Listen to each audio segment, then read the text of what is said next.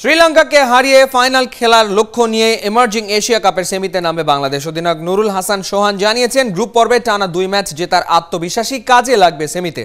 Team leader Habibul Basha Suman মনে করেন, শক্তি অনুযায়ী সেমিতে বাংলাদেশই ফেভারিট। কলম্বো থেকে দেব চৌধুরী পাঠানো প্রিভিউ রিপোর্ট।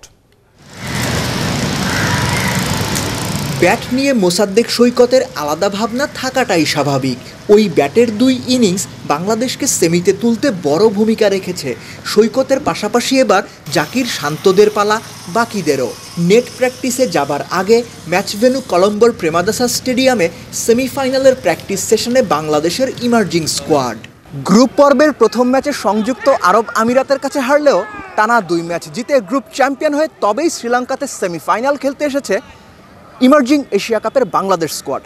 শ্রীলঙ্কা হোম কন্ডিশনে খেলবে, ঘরের মাঠের সুবিধা পাবে, সবই সত্যি। কিন্তু বাংলাদেশ দল যে মানসিক শক্তির পরিচয় দিয়েছে, সেমিফাইনালে সেটা দেখাতে পারলে ফাইনালে যাওয়াটা মোটেও কঠিন হওয়ার কথা না। টিম লিডার আর অধিনায়ক দুজনই বলছেন, শ্রীলঙ্কা হোম টিম হলেও বাংলাদেশই নাকি ফেভারিট। টিম স্পিরিটকেই টাইগারদের মূল শক্তি বলে মনে করে বাংলাদেশ টিম ম্যানেজমেন্ট। আমাদের ছেলের মধ্যে ওই অ্যাবিলিটিটা আছে। They know how to play this game, এবং ওই ইম্পর্টেন্ট সময়ে ঠিক মতো থাকা, কনফিডেন্ট থাকা, ডিটারমাইন্ড থাকাটা, সেটা মনে তারা লাস্ট 2টি ম্যাচ করে দেখিয়েছে। আমরা রেডি নেক্সট ম্যাচের জন্য। লাস্ট 2টা ম্যাচ আমরা ভালোভাবে ভালো খেলার কারণে টিম অনেক স্ট্রংলি বিলিভ করতেছে যে ইনশাল্লাহ ভালো কিছু করতে পারবো। তো আসলে ওই জিনিসগুলোই হয়তো মাঠের ভিতরে যদি আমরা আমাদের 100%টা দিতে পারি, হয়তো রেজাল্ট আমাদের দিকে আসার সম্ভাবনা বেশি।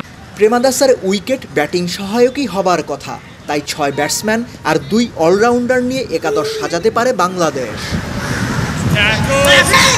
দেব চৌধুরী, 71, কলম্বো, শ্রীলঙ্কা।